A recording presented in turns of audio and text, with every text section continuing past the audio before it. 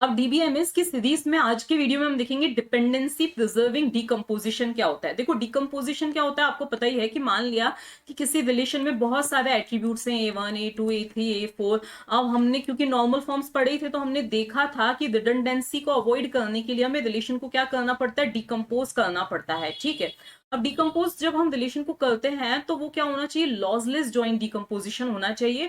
और ये lossless joint decomposition क्या होता है ये मैंने आपको प्रीवियस वीडियो में बताया ही था कि जो भी हमने सब रिलेशंस में R1 R2 R3 इन सब रिलेशंस में हमने इसको ब्रेक किया है, डिकम्पोज किया है, उनको जब हम वापस से ज्वाइन करें तो हमें वापस से ओरिजिनल रिलेशन मिलना चाहिए। और इसकी सारी डिटेल्स पर न्यूमेरिकल हम सॉल्व कर चुके हैं। ठीक है, अब दूसरी जो प्रॉपर्टी होती है वो क्या है कि डिपेंडेंसी प्रिजर्विंग डिकम्पोजिशन होना चाहिए। देखो ये जो देखो लॉसलेस होना चाहिए ये कंपलसरी है, लेकिन ये चीज कंपलसरी नहीं है। लेकिन इस पर बेस क्वेश्चंस आते हैं, आपको रिलेशन और फंक्शनल डिपेंडेंसीज दे देंगे और फिर पूछा जाएगा कि ये जो डिकम्पोजिशन है वो डिपेंडेंसी प्रिजर्विंग है या नहीं है। तो पहले हम समझ लेते हैं वो होता क्या है। तो मान लिया कि एक पूरा रिलेशन था जिसमें बहुत सारे एट्रीब्यूट्स थे और कुछ फंक्शनल डिपेंडेंसीज थी। ठीक है, तो मान लिया एक आपका ओरिजिनल रिलेशन था, उसमें कुछ फंक्शनल डिपेंडेंसीज थी। ठीक है ना, आपने उस रिलेशन को R1 R2 R3 इस तरह से क्या किया, डिकम्पोज किया।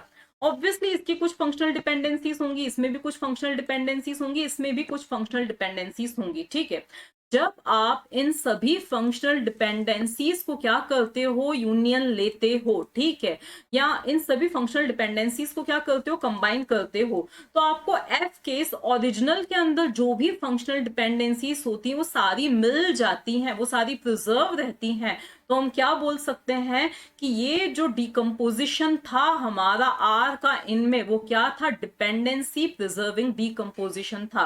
मतलब इनको मिलाकर आपको किसी भी तरह से एफ के अंदर जो भी डिपेंडेंसीज थी वो सारी मिल जाती है, रिटेन हो जाती है। तो हम बोलेंगे कि ये क्या था, डिपेंडेंसी प्रिजर्विंग क्या था, डिकम्पोजिशन था। ठीक है, छोटा सा हम एग्जांपल ले रहे हैं यहाँ पे कि मान लिया कि आपकी ओरिजिनल टेबल थी, ठीक है, जिसके अंदर ये क्या है, हमारा एफ है, ये सारी क्या थी, डिपेंडेंसीज थी। ठीक है, अब मान लिया कि आपको इसको क्या करना है, डिकम्पोज करते हो। आप इसको कुछ इस तरह से डिकम्पोज करते हो कि आपका R1 के अंदर क्या आ जाएगा, स्टूडेंट का आईडी आ जाएगा। ठीक है, इसके अलावा स्टूडेंट का नेम आ जाएगा, इसके अलावा क्या आ जाएगा, कोर्स का आईडी और इंस्ट्रक्टर आईडी आ जाएगा, ये R1 के अंदर आ जाएंगे।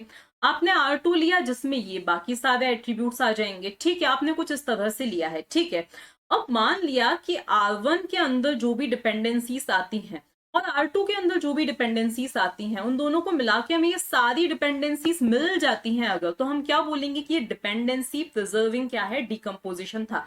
एक बार हम देख लेते हैं, हमने जैसे कि क्या बोला कि स्टूडेंट आईडी है, ठीक है, और फिर उसके बाद में दूसरी चीज हमने क्या बोली, स्टूडेंट का नेम हम ले रहे हैं। ओके, और इसके अलावा हम क्या ले रहे हैं, कोर्स आईडी और इंस्ट्रक्टर आईडी। ठीक है, तो यहाँ पे मैं CID और इंस्ट्रक्टर आईडी यहाँ पे लिख देती हूँ शॉर्ट फॉर्म में। ओके, तो अब अगर हम इसके अंदर डिपेंडेंसीज देखें, देखो इस पर बेस्ड हम न्यूमेरिकल्स बाद में करेंगे, अभी मैं एक शॉर्ट में आपको बता रही हूँ।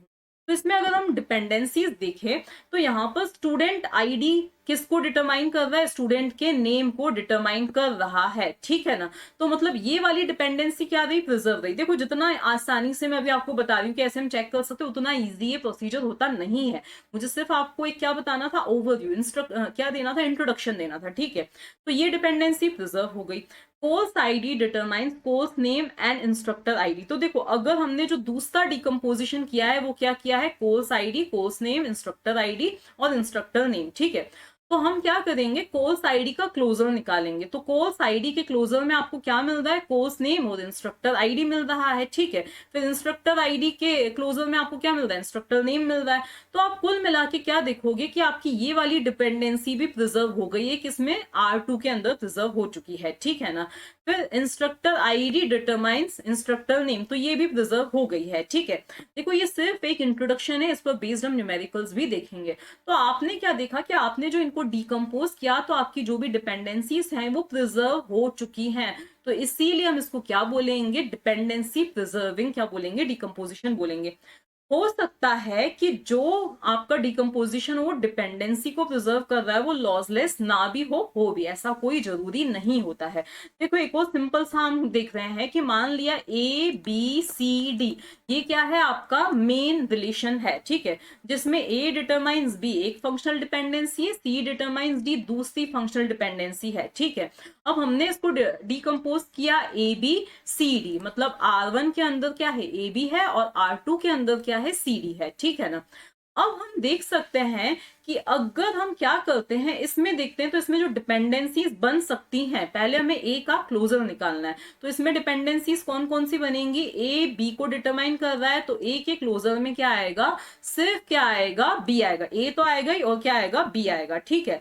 तो हमारी ये वाली डिपेंडेंसी क्या हो रही है, प्रिजर्व हो रही है, ए को तो हम नहीं लेंगे क्योंकि वो क्या ट्रिवियल है, ठीक है, तो ए डिटरमाइंस बी क्या हो रही है, प्रिजर्व हो रही है, ठीक है ना। इसके अलावा हमें बी का भी क्लोजर लेना रहेगा, ठीक है, तो बी किसको डिटरमाइन कर सकते हैं, बी के क्लोजर में अगर हम देखें तो यहाँ पे कुछ भी नहीं आ रहा है, ओके, तो बी के क्लोजर में क्या है, 5 है, ओके। इसके बाद इस वाले रिलेशन में देखें अगर हम, तो सी का क्लोजर लेने पे हमें क्या मिल रहा है, सी डी, इसको हम इग्नोर कर सकते हैं, तो हमें डिपेंडेंसी क्या मिल रही है, सी डिटरमाइंस डी मिल रही है, ठीक है।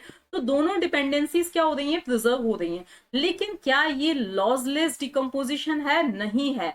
क्यों नहीं है, क्योंकि आप पहले ही देख सकते हो, देखो इनका यूनियन करने पे तो आपको ए बी सी डी सभी मिल गए, लेकिन ए R1 और R2 के अंदर कॉमन जो है वो कुछ भी नहीं है, वो क्या आ रहा है, 5 आ रहा है, तो हमारा जो दूसरा रूल है वो सेटिस्फाई नहीं हो रहा है। तरह से एक और एग्जांपल है, सपोज हमारे को ये हमें दे रखा है ये वाला स्कीमा, ठीक है, जिसमें एम्प्लॉय आईडी है, प्रोजेक्ट है, डिपार्टमेंट के एचओडी है।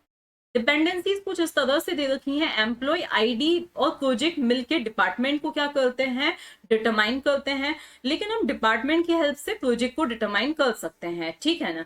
इसी तरह से मान लिया कि किसी डिपार्टमेंट में सिर्फ एक ही प्रोजेक्ट चल रहा हो एंड सो ऑन, ठीक है, तो डिपार्टमेंट जैसे ही हमने बोला तो वैसे ही हमें प्रोजेक्ट पता चल जाएगा। इसी तरह से डिपार्टमेंट एचओडी की हेल्प से हम डिपार्टमेंट को पता कर सकते हैं, ओके। तो ये क्या है, डिपेंडेंसीज।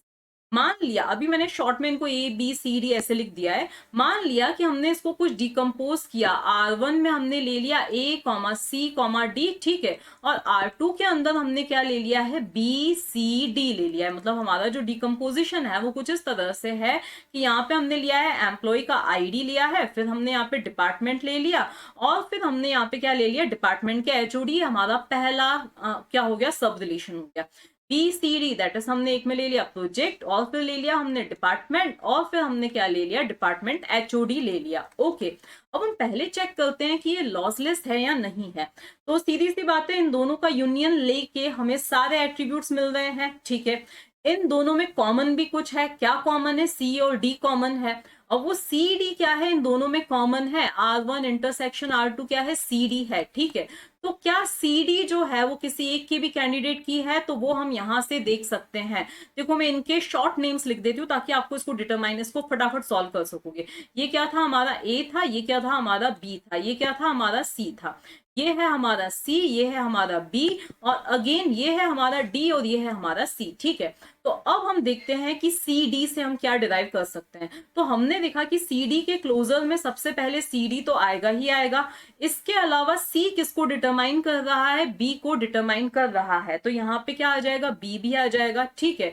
इसके अलावा डी किसको डिटरमाइन कर रहा है, सी को, जो कि ऑलरेडी यहाँ पर है, ठीक है। कुछ और आ रहा है क्या यहाँ पे, तो बी अकेला किसी को डिटरमाइन नहीं कर रहा है, बी ए के साथ मिलकर कर रहा है, इसीलिए हम इस वाले को नहीं ले सकते हैं, ओके। तो यहाँ पे आपने देखा कि सी डी जो है वो क्या है, कैंडिडेट की है R2 की, इसका मतलब क्या है कि ये लॉसलेस डिकम्पोजिशन तो है, ठीक है। लेकिन अब हमें देखना है कि ये डिपेंडेंसी प्रिजर्विंग है या नहीं है। तो उसके लिए देखो ये सारी क्या दे रखी है, हमें डिपेंडेंसीज दे रखी है। अभी हमारा R1 में क्या है, ए सी डी है, सबसे पहले हम क्या करेंगे, ए का क्लोजर निकालेंगे, तो ए के क्लोजर में क्या आएगा, ए अकेला किसी को डिटरमाइन कर रहा है क्या, नहीं कर रहा है, तो सिर्फ ए ही आएगा, ठीक है। इसके बाद हम सी का क्लोजर लेंगे, तो सी के क्लोजर में क्या आएगा, तो सी के क्लोजर में आपको मिलने वाला है, देखो सी डिटरमाइंस बी, तो यहाँ पे सी के क्लोजर में एक तो सी आएगा और दूसरा बी आएगा, ठीक है। क्या हम इसके आगे बढ़ सकते हैं क्या, क्या सी अकेला किसी को और को डिटरमाइन कर रहा है, इसने बी को डिटरमाइन किया, क्या सी भी मिलके किसी को कर रहे हैं, नहीं, क्या बी अकेला किसी को कर रहा है, नहीं, तो यहीं पे हम रुक जाएंगे, ठीक है। इसके अलावा हम जब डी का क्लोजर लेते हैं तो डी के क्लोजर में आपको क्या मिलने वाला है, सबसे पहले डी, फिर सी, फिर बी मिला। ओके, तो आपकी अगर आप देख सकते हो तो सी डिटरमाइंस बी, ये वाली डिपेंडेंसी प्रिजर्व हो गई है। डी डिटरमाइंस सी, ये भी प्रिजर्व हो गई है क्योंकि डी के क्लोजर में सी आ रहा है। ठीक है, अब हम यहां पर भी अगर देखें तो यहाँ पर ए ही नहीं है जो हमें ये वाली डिपेंडेंसी प्रिजर्व होके मिले। तो हमने देखा कि ये वाली जो डिपेंडेंसी है वो दोनों में किसी में भी प्रिजर्व नहीं हुई है, इसीलिए ये जो डिकम्पोजिशन था वो क्या था, लॉसलेस तो था लेकिन डिपेंडेंसी प्रिजर्विंग नहीं था।